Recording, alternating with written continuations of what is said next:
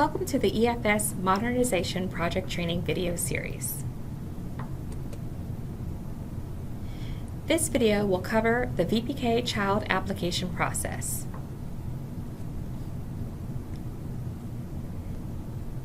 The Vpk Child Application is accessed through the Family Portal. If you scroll down to the bottom and click Sign In here, we'll go to the login page. If you don't have an account, click here to register for an account. As a returning user, my username and password are here, so I'm going to go ahead and sign in. A message will display to discuss the eligibility requirements for the Vpk program. You may click Continue or select Do Not Show this message again. Now we've arrived at the Family Portal Family Profile dashboard. You can see this family does not have any applications for the Vpk program or the School Readiness program. We'll go ahead and create a new Vpk application. Enter the child's date of birth and click Submit. A pop-up appears to show you the Vpk program years your child is eligible for based on the child's date of birth. Just for example, let me show you a different date of birth.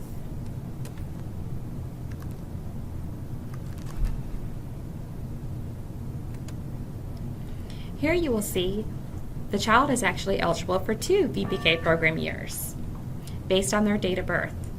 In this case, the child can select whether the 17-18 program or the 18-19 program year is appropriate for the child.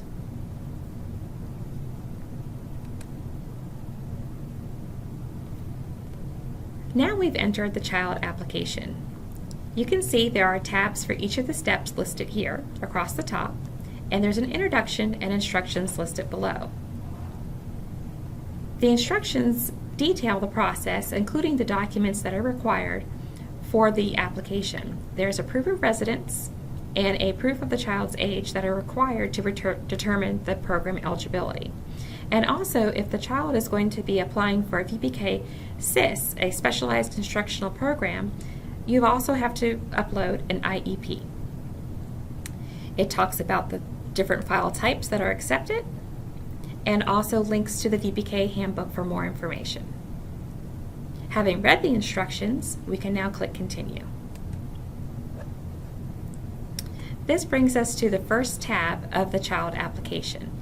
The first step is to complete the parent information. The fields below with a red asterisk are required. Here we will enter the parent first name.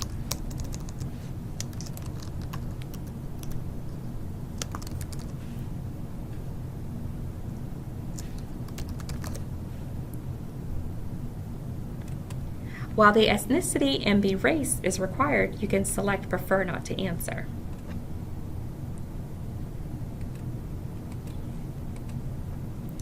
The gender and the relationship to the child are required. Information for a second parent is available but not required. Click Next Step to continue.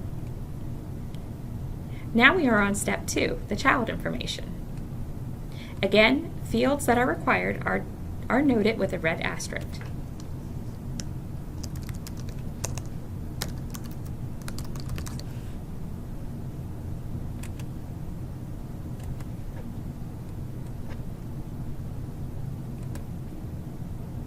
The child's Social Security number is an optional field, however, it is strongly recommended to include.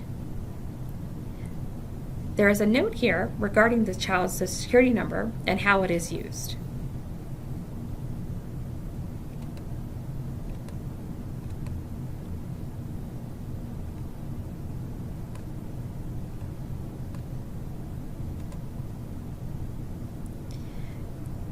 The family is also asked, has this child previously participated in a Vpk program? You may select yes or no. And another question, has the child been admitted to kindergarten? Yes or no. Children that have been admitted to the kindergarten are not eligible for the Vpk program. You may select Next Step to continue. Again, based on the child's date of birth, there are 2 program years available to this child.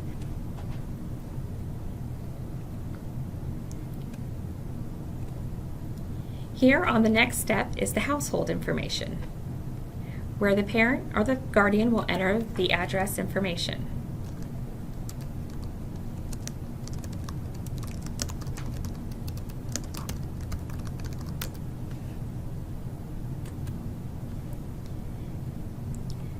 The fields with in red asterisk are required. And because the Vpk program is limited to children residing in the state of Florida, there are no other states available to select.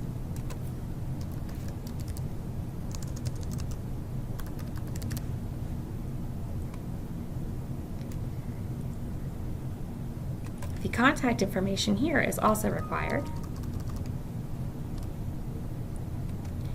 and the parent may select a preferred method of contact. Again, information for the second parent or guardian is not required, but fields are available for entry if needed. Click the next step to continue. Here at step 4, we are selecting information regarding the program. We have selected the program year 2017-18 for this child. We can select whether we would like this to be completed in a school year program, which typically begins in fall, or a summer program, which typically begins in May or June.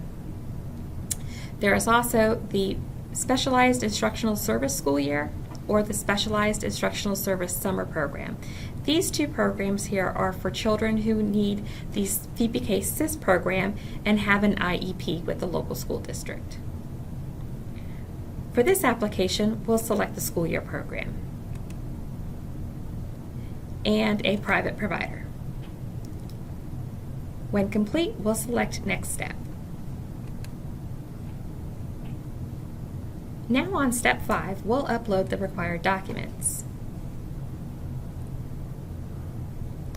To attach an electronic document, click the Upload Document button and then choose the file you would like to attach.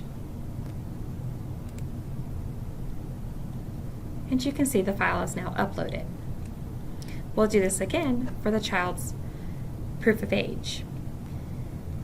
Each of these areas detail the type of supporting documentation that may be appropriate to meet this requirement.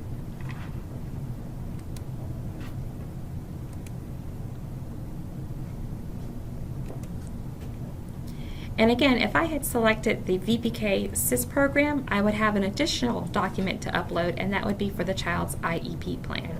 And you can see that here in the instruction area. You will upload the proof of Florida residency, the proof of the child's age, and if applicable, the IEP. When complete, select Next Step.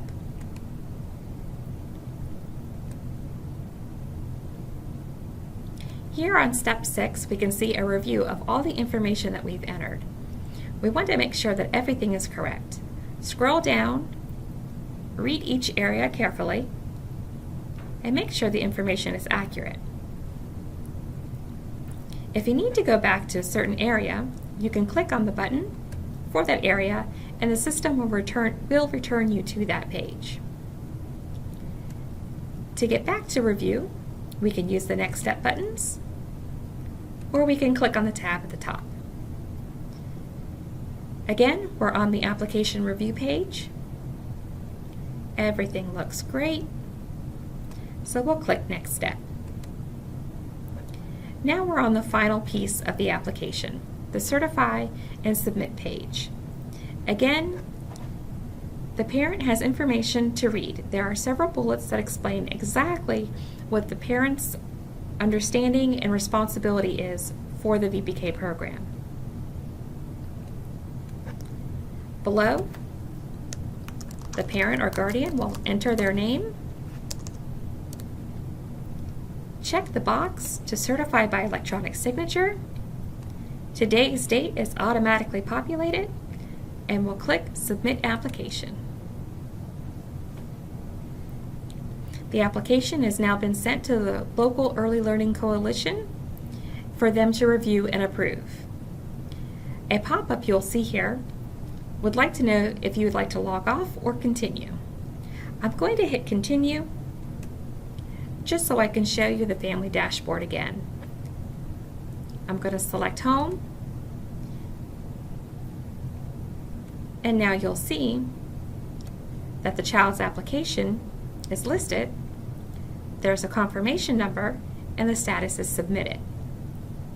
As the family user, I can select Download Application to view what has been submitted. Now, we'll wait for the coalition to process our application. As a coalition user or admin, I may access the Coalition Services portal. Here, my username and password is displayed. I can click Login. So we are going to approve the Vpk Child Application that was submitted. We'll go to the Vpk Program menu, Vpk Application, and the Submitted Work Queue. Here in the corner you'll see Program Year. Let's go ahead and change that to 1718. And now you'll see the child listed. There are several sort options available. You can always sort by child name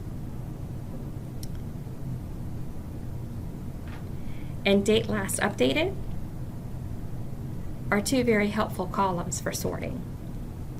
Let's go back to child name and sort and date last updated.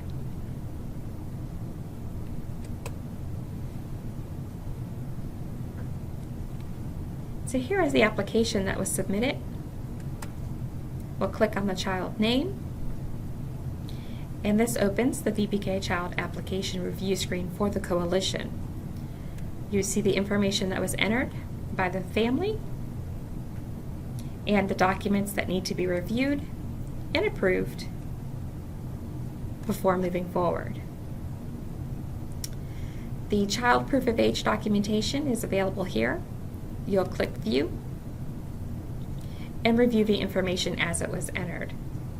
This is just a sample document that I had uploaded as the family, but typically you would see here a copy of the child's birth certificate or perhaps a passport or information that lists the child's age.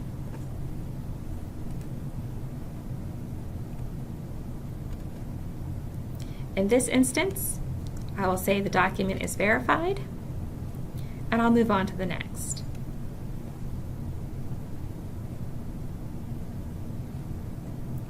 This child does not have an IEP plan, so there is no document there. Next, you'll see in the address area the family's address and the document that was uploaded, proof of residency. I'll click View. Again, this is just an example of something that I uploaded as the family. Here you would typically see a utility bill, perhaps a pay stub, a rental agreement, or other government documentation noting the family's residence.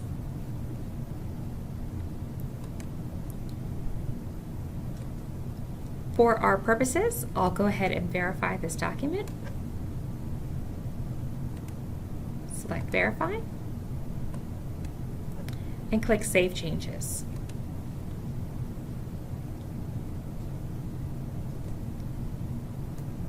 Now you will see check marks in front of each of the documents indicating they have been verified. If you hover over, it says who it was verified by and when. If the documentation was not sufficient, you could delete the document and add a different document had it been supplied, or you can also reject the application, and what this will do is send the application back to the parent. A notification will be sent so that they can re-upload the documents and submit the application. Another area to note is the parent or guardian information. A new item is listed where it says the family is not displaced. This field was added due to the natural disasters that occurred during the 17-18 Vpk program year. The family had an opportunity to select whether or not they were displaced due to one of these natural disasters. Here, in this example, they chose no, they were not displaced. And if you needed to override that, you could and select the family was displaced and choose a displacing event. Again, these are very situational and specific to each program year as events occur. This may or may not be something you will see again. If the family had entered the second guardian or parent information, it would be displayed here. And also you have the opportunity to enter case notes or review case notes for the child. A copy of the Vpk 01, that is the child's application, is available as well by selecting this button, and it'll show you exactly how the application appears to the family. Okay. There are several options the coalition can choose to take at this time. Again, should any of the documents or information be erroneous or need to be corrected, you could reject the application and it would go back to the family for editing, correction, and resubmission. You can approve the application, and you can also set it into coalition reviewing. This is basically another work queue that puts your decision on hold while items are reviewed. Today, we're going to approve this application.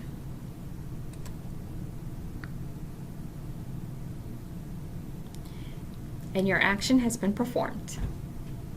Now that the action has been completed by the coalition, the family will receive a notification that the application has been approved.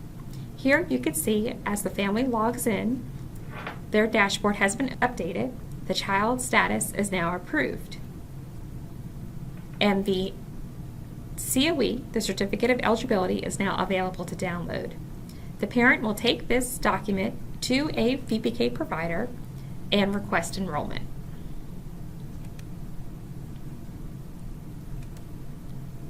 We can click on that document to review what it looks like. This concludes the Vpk Child Application process. Here we have seen the family submit a Vpk Child application to the local Early Learning Coalition, where the coalition now reviews and approves that application. With the approval, the parent receives the Certificate of Eligibility, where they can now take to a Vpk provider for enrollment. Thank you.